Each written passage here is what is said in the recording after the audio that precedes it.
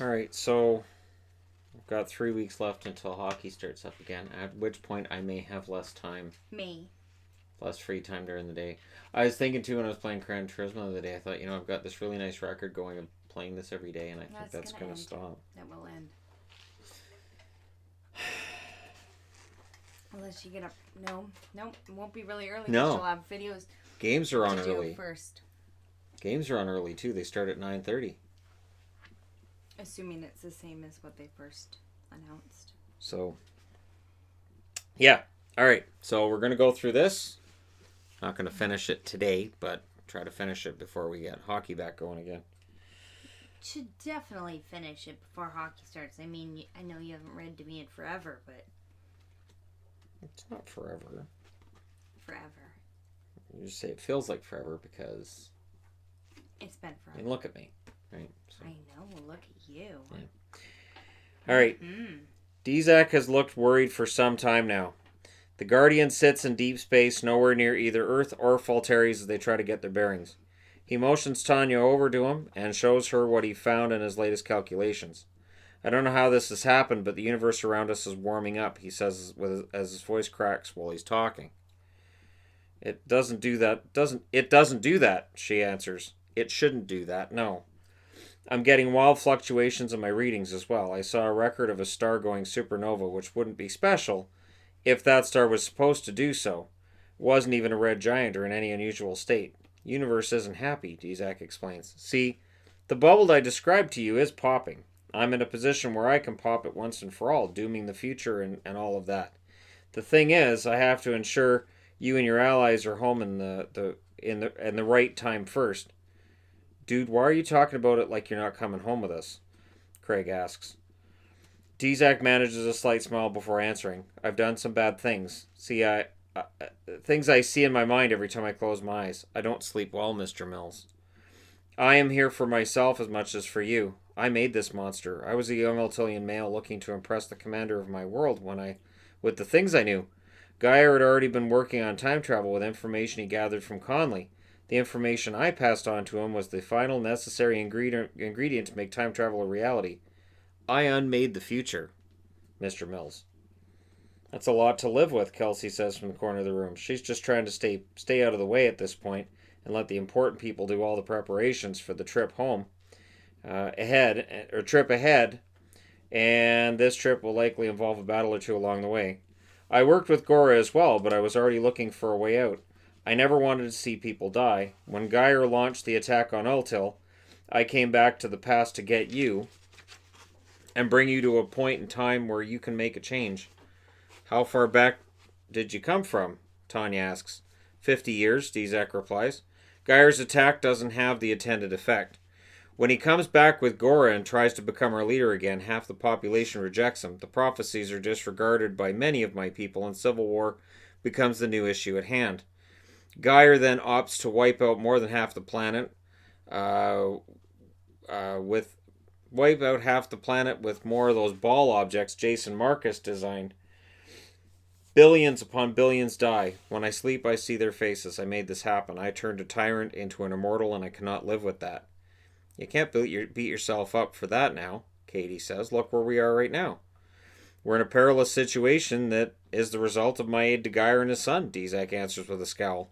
I have to do anything possible to ensure that you all get home, and they don't. I don't like the sound of that, Tanya says, and looks to her crew for help.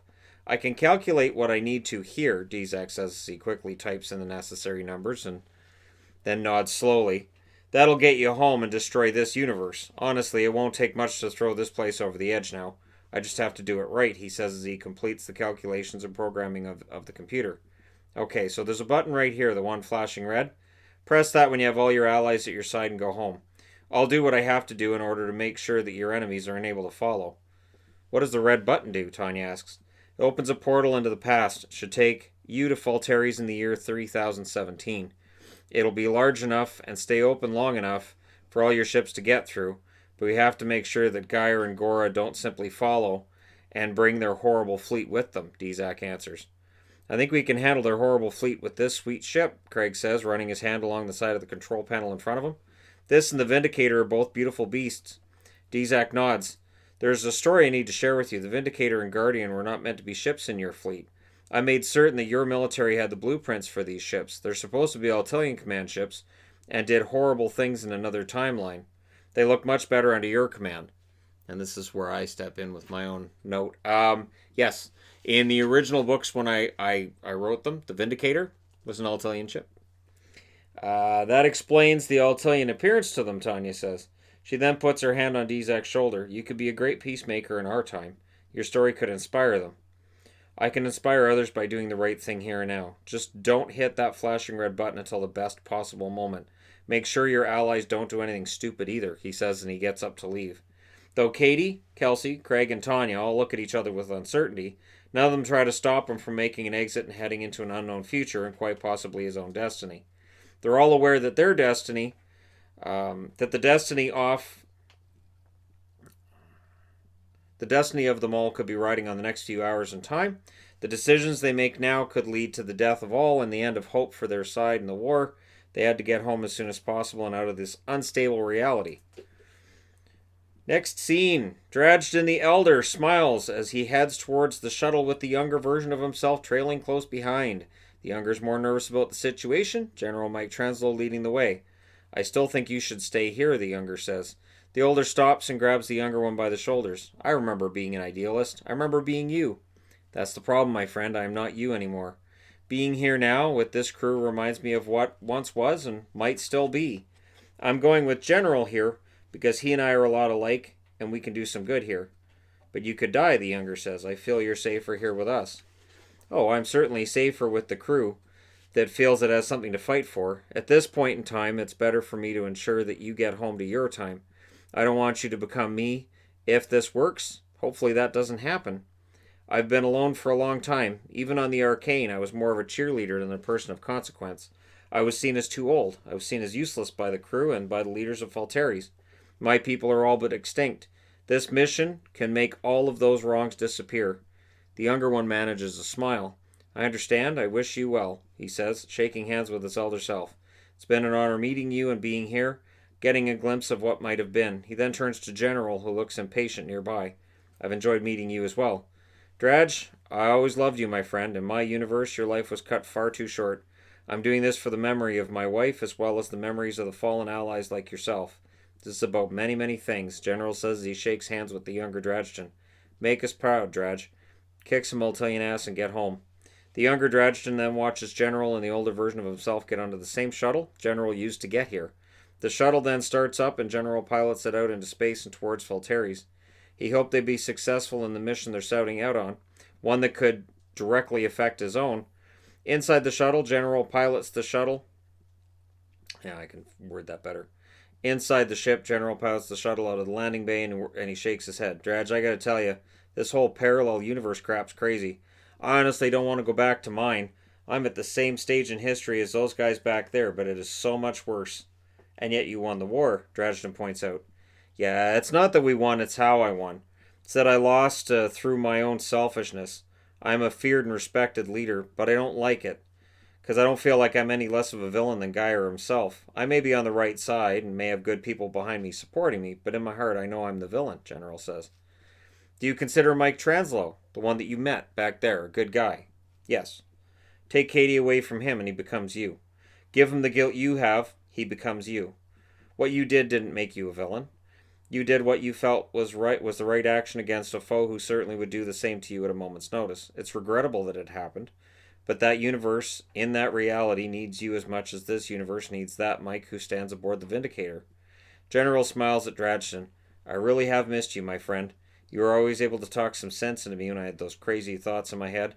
I wish you'd talked to me before I became a lousy drunk. The alcohol's meant to numb the pain, and you'll let it all go when you discover your own way of dealing with it that doesn't require alcohol.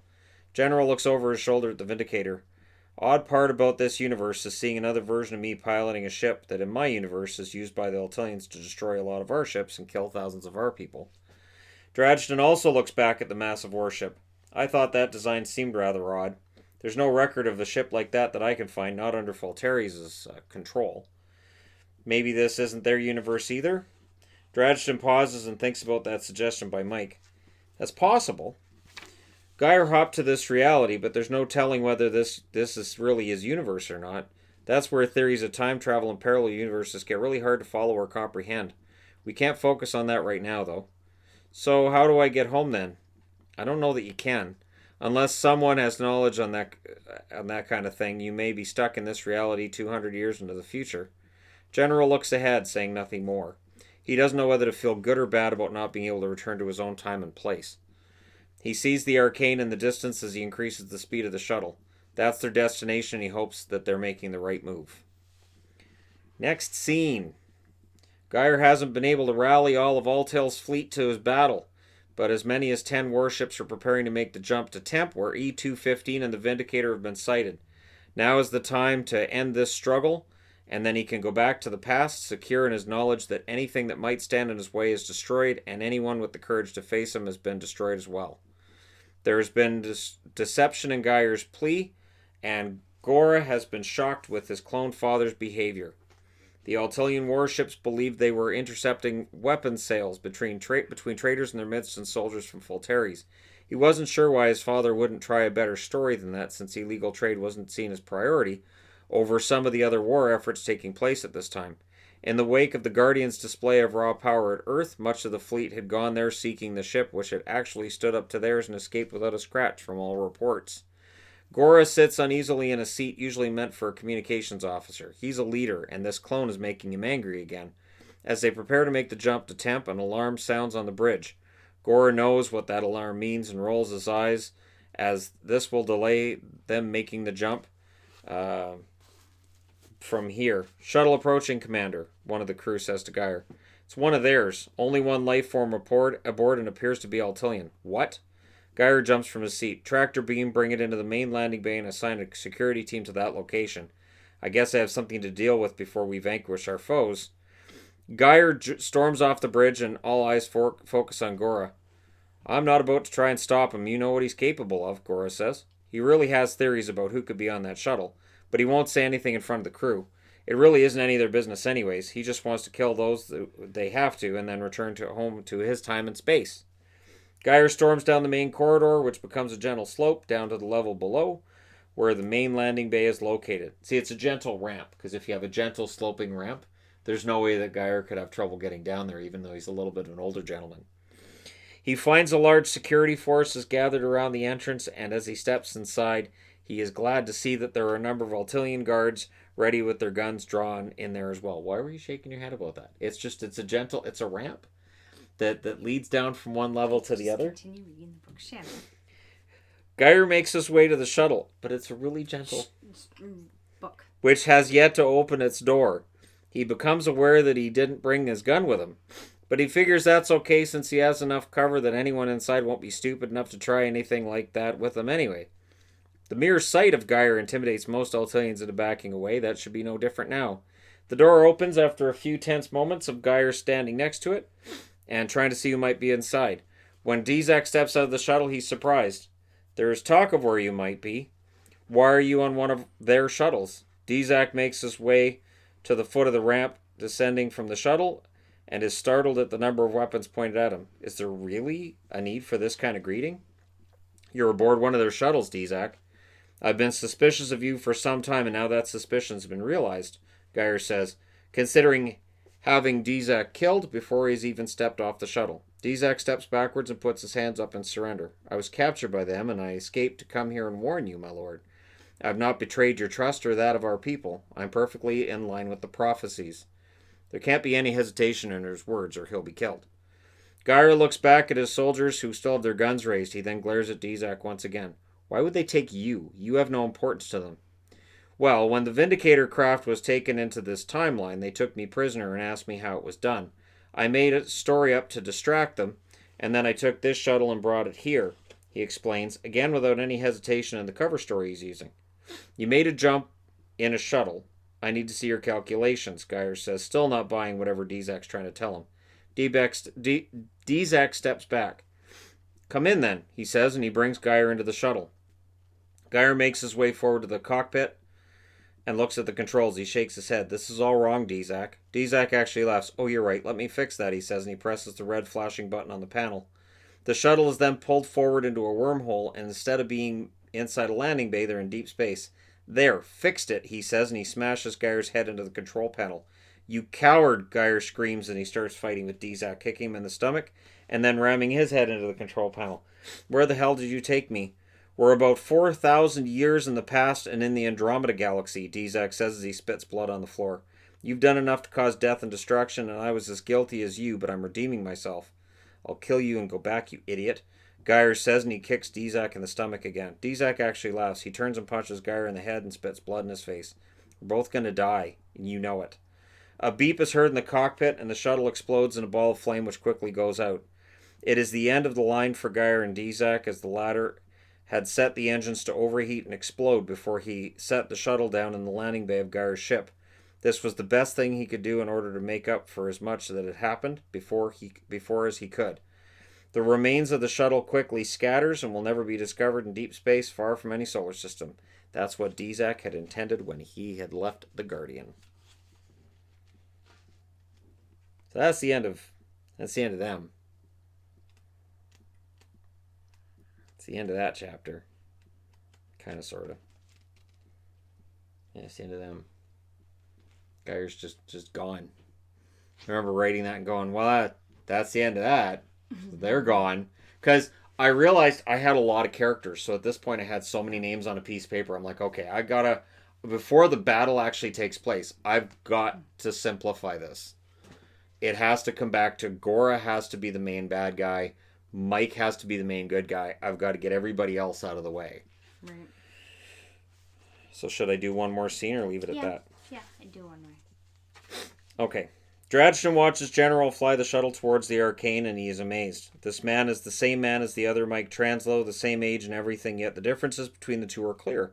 General acts much older, rarely smiles, and has the weight of the world on his shoulders. He has lines on his face the other Mike does not have.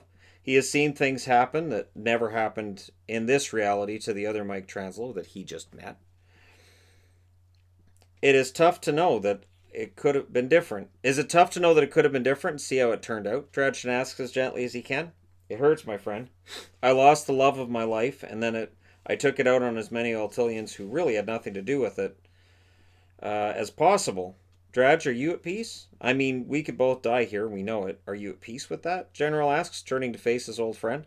I'm at peace with a lot of things, honestly. I believe there's always hope, General.